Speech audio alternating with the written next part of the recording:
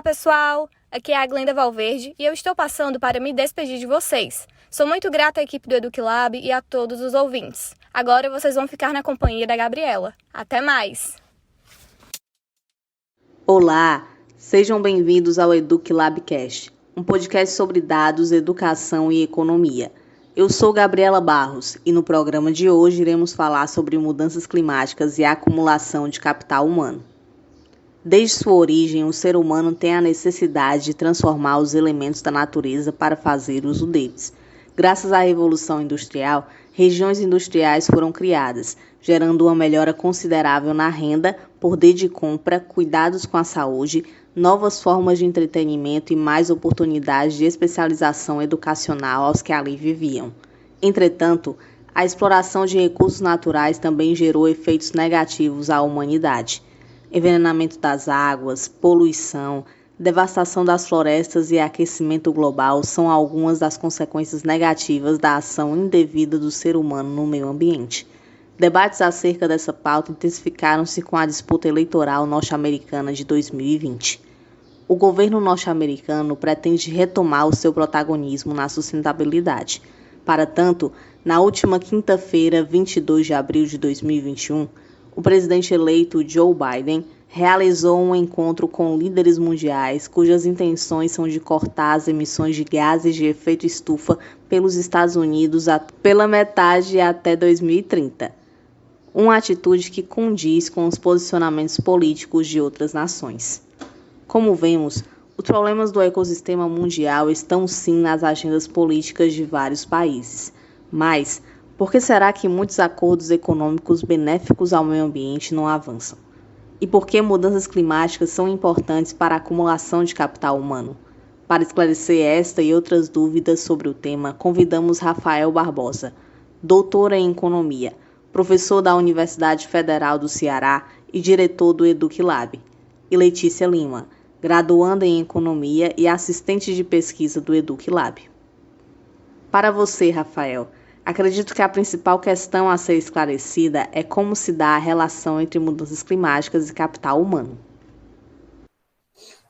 Bom, a literatura ela já vem discutindo bastante tempo esse tema, e para tentar fazer mais ou menos um resumo aqui, eu vejo que existem três diferentes aspectos que as mudanças climáticas podem afetar a acumulação de capital humano.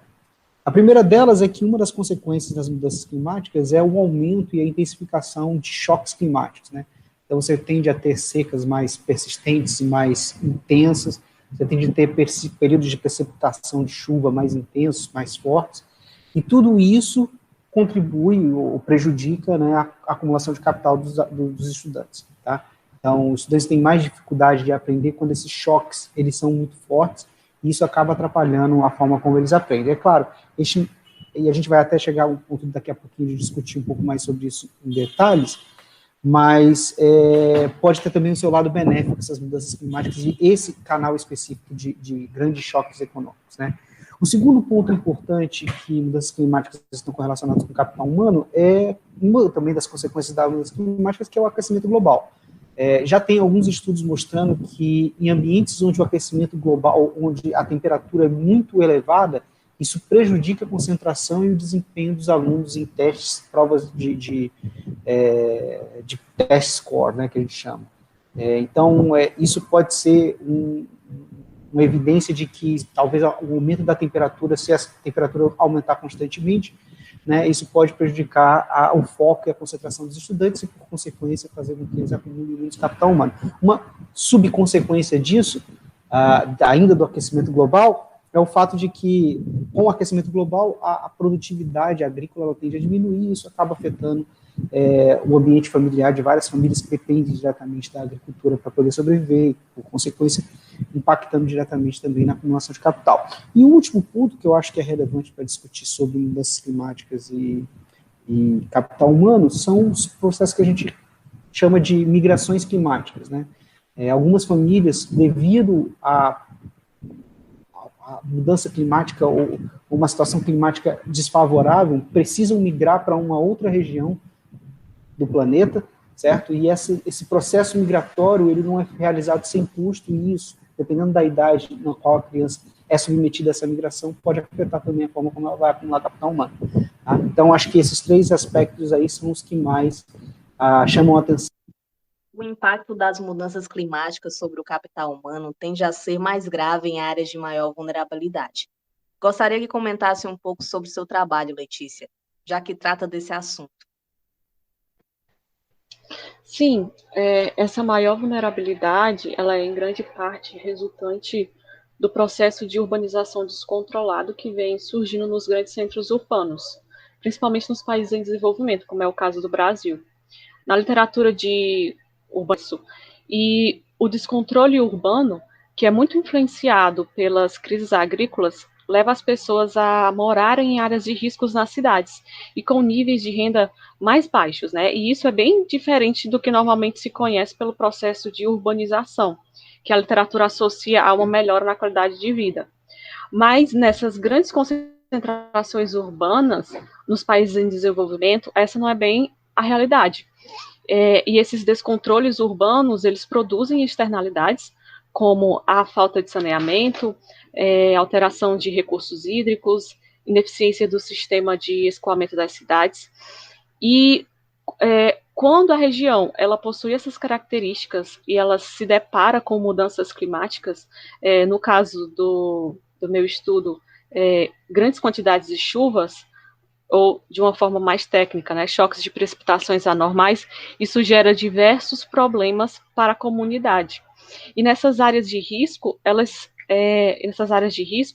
se localizam também diversas escolas, que assim como as comunidades, elas são afetadas por essas ações, e isso se desdobra sobre o processo educacional.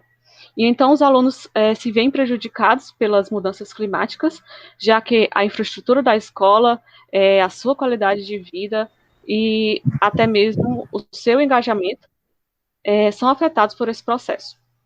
E todo ano a gente consegue ver esse exemplo prático dessas externalidades nas cidades, com diversos casos de enchentes que ocorrem e deixam os alunos impossibilitados de ir a escolas por conta dos estragos que foram feitos pelas enchentes, né, como, por exemplo, salas de aulas inundadas, goteiras no teto, problemas de infiltração, podendo chegar até a suspensão das aulas. E podendo afetar também outros aspectos da esfera não cognitiva do aluno. Só para exemplificar, eu trouxe 3 casos que ocorreram em 2019.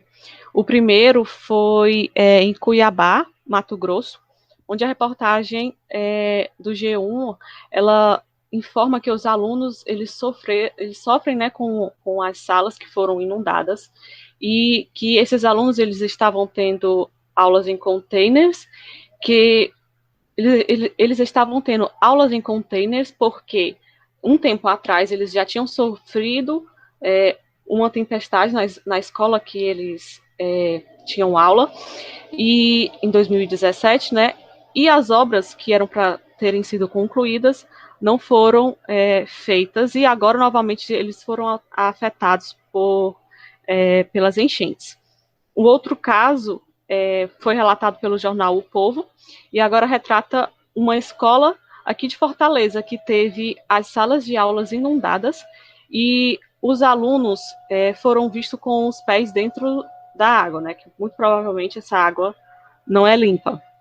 E, por último, o outro caso que eu vou falar aqui ocorreu no Distrito Federal, onde o Correio Brasiliense ele relatou que várias escolas foram afetadas pelas enchentes, e nessa chegou ao nível das aulas serem suspensas, porque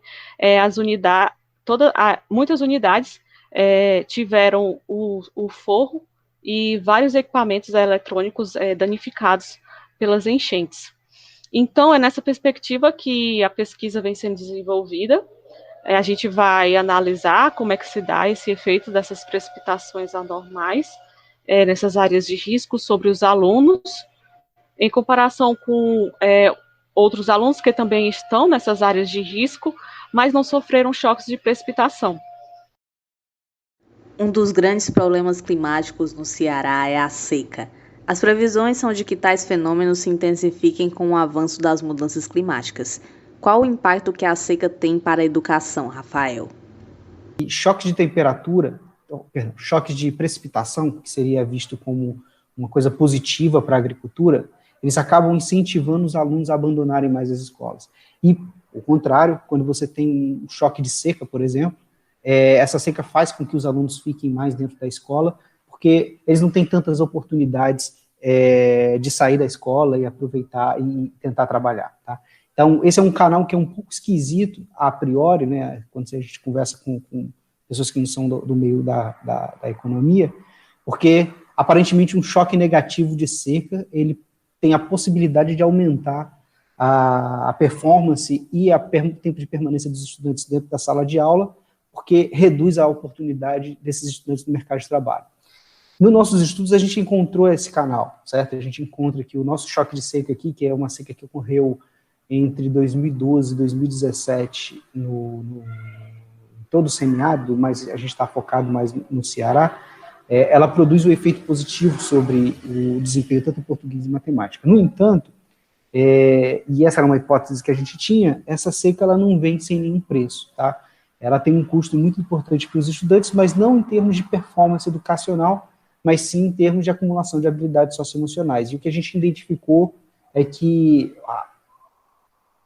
esse choque de seca, ele acaba afetando a forma como os estudantes eles acumulam suas habilidades socioemocionais, especialmente características relacionadas ao foco, à persistência, ao engajamento do estudante na aprendizagem. Ou seja, apesar do resultado da oportunidade do mercado de trabalho ainda se confirmar nos nossos dados, a gente vê que tem um impacto, um efeito negativo na acumulação de habilidades socioemocionais. Então, a seca por si, apesar de ser um fenômeno que tende a se intensificar e tende a ser cada vez mais grave, afetar cada vez mais as pessoas, ele tem esse impacto dúbio, segundo o nosso trabalho, tem esse impacto dúbio sobre a acumulação de capital humano.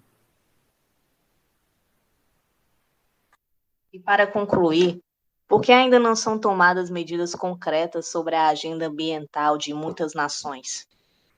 Bom, quanto a esse ponto de por que os países não conseguem ter uma agenda comum de combate ao enfrentamento às mudanças climáticas, eu acho que uma coisa que é muito relevante de se falar é que é muito difícil fazer acordo entre nações soberanas se você não tem como impor nenhuma regra absoluta, tá? O que eu quero dizer é que são assinados vários acordos climáticos, tá? Mas como não existe nenhum enforcement, nenhuma obrigação para que esses países cumpram de fato esses acordos climáticos, acaba que esses acordos eles ficam furados, né? Então, na verdade, é preciso que os países, para que essa agenda avance, eles de fato reconheçam a urgência dessa dificuldade, tá? E que ela passe a ser, de fato, perseguida por esses países, porque não vai haver nenhum país, como, por exemplo, os Estados Unidos, que vai obrigar, por exemplo, o Brasil a não desmatar, por exemplo, tá? Então tem que ser um papel de consciência global mesmo das ações de cada um dos países para que, de fato, essa agenda toque. Um segundo ponto que eu acho que é muito importante é que esse é um típico problema em economia na qual você não consegue atribuir de quem é exatamente a culpa da mudança climática. É claro, a gente sabe que a China tem um papel muito grande, os países desenvolvidos também têm o seu papel muito grande, tá? Mas é muito difícil você dizer exatamente, atribuir exatamente de quem é a culpa do que está acontecendo hoje. Então, por causa que é difícil atribuir culpas, né, ou seja, a gente não sabe exatamente se é a poluição de A ou de B que está causando as mudanças climáticas atuais, embora a gente saiba que isso é um fenômeno global, é muito difícil também você atribuir cobranças, né? Então fica muito difícil você dizer exatamente como que cada um tem que se portar para que possa, de fato, essa agenda ser tocada. Uma tentativa bem legal, e que sim, aí é mais fácil sim de você conseguir mensurar, é por meio da adoção dos cálculos de carbono, né? Então você consegue calcular de maneira objetiva quanto que um produto ele custa em termos de mercado de carbono, e aí sim você tem condições de, olhando para a produção de cada um dos países, dizer, olha, esse país aqui, ele contribuiu com esse acúmulo de carbono, e aí você teria como fazer e atribuir uma responsabilidade específica para aquele país. Eu acho que esses 2 pontos são bem importantes para explicar por que essa agenda não anda tanto para frente. Um ponto importante que deve ser destacado é o custo que os países incorrem quando tomam essas decisões, já que existem diferentes dinâmicas no mundo, né, com países emergentes, países em desenvolvimento, países desenvolvidos. Então, os custos que esses diferentes conjuntos de características, eles devem ser levados em consideração quando se pretende avaliar essas medidas eficazes, né? Já que, para os países mais pobres, tomar determinadas medidas podem ter um custo muito mais alto, dadas as tecnologias que eles têm disponíveis, e para os países em desenvolvimento, aquilo pode ter um custo muito mais baixo, e isso deve ser levado em consideração, deve ter esse peso, né, a se ponderar. E outro ponto complementar é a própria posição dos países em desenvolvimento, né, dos países desenvolvidos, que em muitos casos corroboram para a atual situação dos países mais pobres, e isso impacta nas mudanças climáticas. O 7º episódio do Eduque Labcast está terminando. O Eduque Labcast é um podcast que discute assuntos referentes a dados, educação e economia, produzido pelo Laboratório de Análise de Dados, Economia e Educação da Universidade Federal do Ceará. Espero que tenham gostado. Fiquem atentos às nossas próximas atualizações e sintam-se livres para enviar sugestões, dúvidas e críticas ao nosso e-mail, eduquilab.pesquisa@gmail.com, ou em nosso Instagram, @eduquilab.ufc. Tchau!